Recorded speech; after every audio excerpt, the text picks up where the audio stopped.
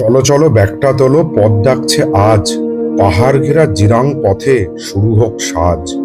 সবুজে ঢাকা নীরব গ্রাম, শান্তিরই দেশ। মেঘ ছুঁয়ে থাকা মনস্ট্রিতে হারিয়ে যাক রেশ। ভাষাটা ঝর্ণা ঝরে টুপটাপ গান, প্রকৃতির কোলে মিশে যায় শহরের ক্লান্ত প্রাণ। চলো আজ হারিয়ে যাই অব্বিট সেই রঙে, জিরাঙের পথে গল্প লিখি নতুন ঢঙে।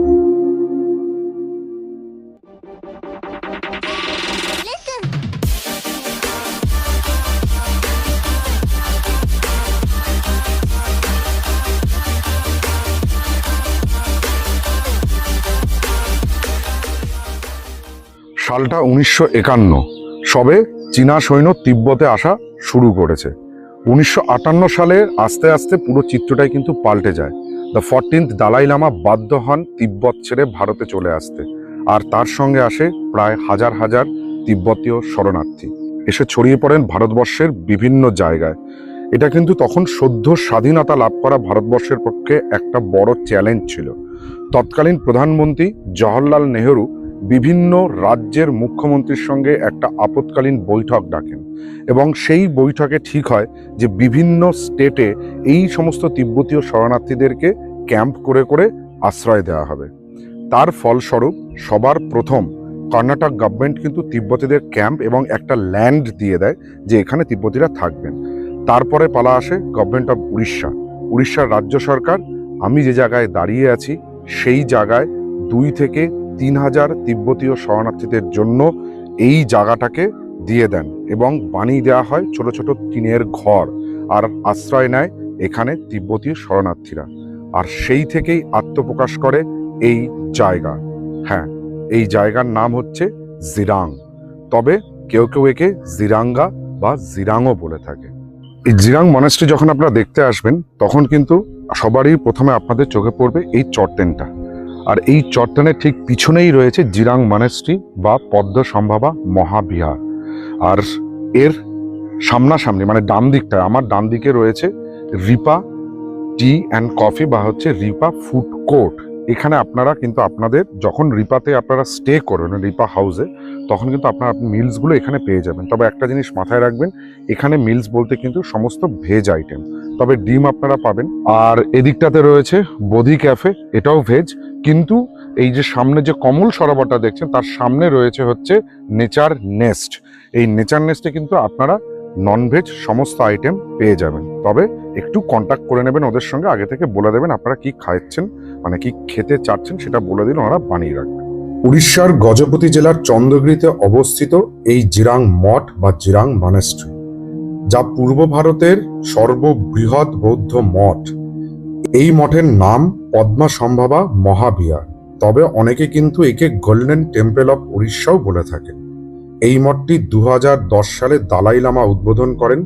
শান্ত পরিবেশ, রঙিন স্থাপত্য আর বৌদ্ধ সন্ন্যাসীদের আবাসস্থল হওয়ায় এই অঞ্চলকে কিন্তু উড়িষ্যার মিনি তিব্বত বলা হয়। তিব্বতীয় শৈলীর বিশাল এই 3 তলা মঠ কিন্তু 5 একর জমির ওপরে অবস্থিত।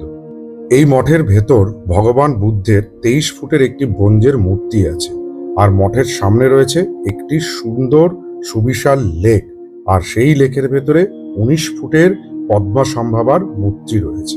এছাড়াও এই মঠে একটি বৌদ্ধ সন্ন্যাসীদের স্কুল রয়েছে, যেখানে 200 থেকে 300 জন বৌদ্ধ সন্ন্যাসী পড়াশোনা করেন এবং ধ্যান করে থাকেন।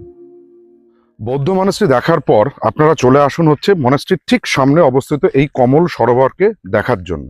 এই কমল সরোবর লেকের পাশেই রয়েছে কিন্তু বোধি ক্যাফে রেস্টুরেন্ট। এই রেস্টুরেন্টও কিন্তু রাত্রিবেলাতে খোলা থাকে, আপনারা চাইলে এখান থেকে ইভিনিং স্ন্যাক্স বা ডিনার সমস্ত কিছু করতে পারেন।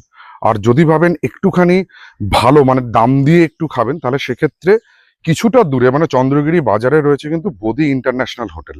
সেই হোটেল থেকেও কিন্তু আপনারা আপনাদের পছন্দ মতন খাবার দাবার খেতে পারেন। লেকের চারপাশ দিয়ে কিন্তু জগিং ট্র্যাক করা আছে, সেই সমস্ত জায়গা দিয়ে আপনাদের হাঁটতে হাঁটতে বেশ কিছুটা সময় কেটে যাবে, ভালো লাগবে। তবে এই লেকের সব থেকে ভালো জায়গা কিন্তু আমার লাগলো এই ছোট্ট একটা ব্রিজ টপকে এসে লেকের মধ্যেখানে একটা গার্ডেন মতন করা আছে। এই জায়গাটা সত্যিই খুব ভালো লাগবে আপনাদের। এই সরোবরের মধ্যেখানে কিন্তু রয়েছে গুরু পদ্মসম্ভাবার একটা পূর্ণ অবয়ব মূর্তি। এটা কিন্তু খুব ভালো লাগছে দেখতে, একটা আলাদা সৌন্দর্য এইখানটাকে প্রদান করেছে এই মূর্তিটা। আপনারা চাইলে কিন্তু এই সরোবরে বোটিং করতে পারেন। দেখুন ওই দূরে রয়েছে বোটিং কর্নার, বোটগুলো রয়েছে। আপনাদের সময় মতন বিকেল বেলায় বোটিং চালু হলে আপনারা কিন্তু বোটিং করতেই পারেন এই সরোবরে, আর ঘুরে দেখতে পারেন এই জায়গার নৈসর্গিক মানে সৌন্দর্যকে। এই সরোবরের পাশ দিয়ে হেঁটে যখন আপনারা আসবেন তখনই কিন্তু সরোবরের একদম শেষে এসে আপনাদের চোখে পড়বে এই বৌদ্ধিস্ট স্তূপা, যেগুলো দেখতে কিন্তু খুব সুন্দর লাগছে। চলুন এবার স্তূপাটা ঘুরে দেখি। এই স্তূপা দেখতে গেলে আপনাদের কিন্তু মাথা পিছু দিতে হবে 5 টাকা করে এন্ট্রি ফি। টিকিট কেটে তারপর যেতে হবে স্তূপার ভেতরে। তা চলুন স্তূপার ভেতরটা একবার ঘুরে দেখি। ভেতরে ঢুকে দেখবেন এখানে অ্যারো দেওয়া আছে, কোন ডিরেকশনে আপনাদেরকে স্তূপাটাকে প্রদক্ষিণ করতে হবে সেটা মেনশন করে আপনারাও স্তূপাটাকে ঘুরতে শুরু করুন। ভেতরে ঢুকে সবার প্রথমে কিন্তু চোখে পড়বে এই বড় একটা ধর্মচক্র, যেটাকে নাকি ঘোরালে সারা বিশ্বে শান্তির বাণী হাওয়ার মাধ্যমে ছড়িয়ে পড়ে।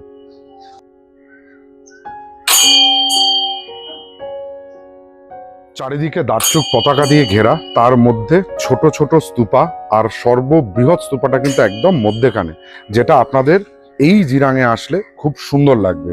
বেশ কিছুটা সময় কিন্তু আপনারা এই স্তূপাতে কাটিয়ে উঠতে পারেন।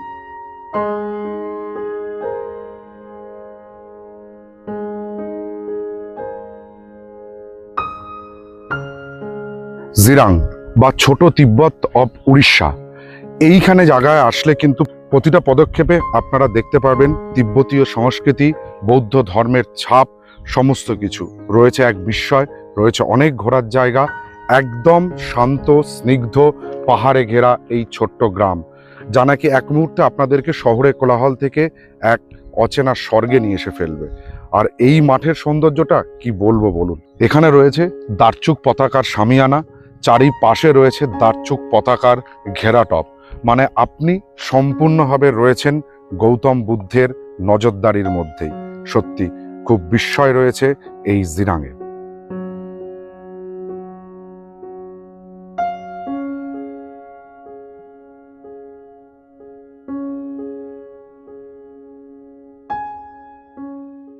মনাস্ট্রি থেকে 4 কিলোমিটার ড্রাইভ করে আমরা এই মুহূর্তে এসে পৌঁছালাম খাসাডা ওয়াটারফলের সামনে। চলুন খাসাডা ওয়াটারফলটা একবার ঘুরে নিই। আপনারা যখন এই খাসাডা ওয়াটারফলে আসবেন তখন এই সামনে রয়েছে পার্কিং লট, এখানে আপনাদের 4 হুইল 2 হুইল বা যেতে করে আসুন, ভাড়া গাড়ি হলো এখানটায় আপনাদের পার্ক করতে হবে, করে যেতে হবে খাসাডাকে দেখার জন্য। আর এই সামনেটাতে দেখুন এখানে একটা কিডস প্লেইং এরিয়া রয়েছে, এখানটাতে কিছুটা সময় আপনাদের বাড়ির বাচ্চারা কাটাতে পারবে। রোড কন্ডিশনের কথা যদি বলি, রোড কন্ডিশন কিন্তু ওই একটা সোসো ব্যাপার, মানে খুব একটা ভালোও নয় খুব একটা খারাপও নয়, ওই মাঝে মধ্যে একটুখানি ওই নাচতে হেলতে দুলতে চলে আসতে হবে খাসাডাটাকে দেখার জন্য। চলুন খাসাডাকে আপনাদেরকে একটু কাছ থেকে দেখাই। নর্মাল সময় আপনারা যখন খাসাডাতে আসবেন তখন কিন্তু জল খুব একটা বেশি থাকে না, তখন এই ব্রিজটা টপকে আপনারা এদিক থেকে মেন যে ওয়াটার স্ট্রিম সেখানে যেতে পারেন। আর এর উপরে একটা মন্দির আছে, এই মন্দিরেও কিন্তু আপনারা ঘুরতে পারেন। তবে বর্ষাকালে এই ব্রিজটা কিন্তু জলের তলায় থাকে, তখন কেবলমাত্র মন্দিরের পূজারী এই ব্রিজটাকে কোনোভাবে টপকে মন্দিরে যান, পুজোটা দিয়ে আবার চলে আসেন, তখন এই পর্যটকদের জন্য মন্দিরটা বন্ধ থাকে।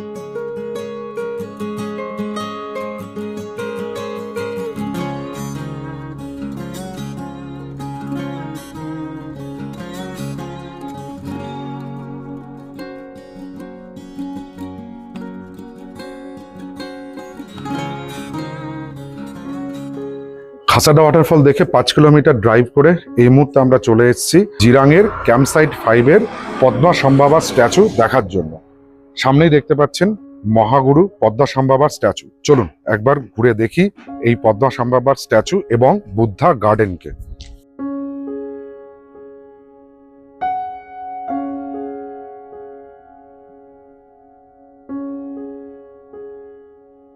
পাহাড় ডাকে মনটা থাকে, শান্তির খোঁজে পথ যে ফাঁকে। জিরাং মানেই নীরব গান, ভ্রমণের স্মৃতি, আজীবন প্রাণ। ব্যাস এই ছিল আমাদের জিরাঙের ভ্রমণ কাহিনী। যদি জিরাঙের ভ্রমণ কাহিনীটা আপনাদের ভালো লাগে তাহলে আমাদের চ্যানেল ট্রাভেলার্স ডায়েরিকে সাবস্ক্রাইব করুন, পাশে থাকা বেল আইকনটিকে প্রেস করুন সবার আগে নোটিফিকেশন পাওয়ার জন্য। লাইক করুন, শেয়ার করুন, আর কমেন্টে আমাদেরকে জানান পরবর্তী ভ্রমণটা আপনারা কোথায় দেখতে চাইছেন। টাটা।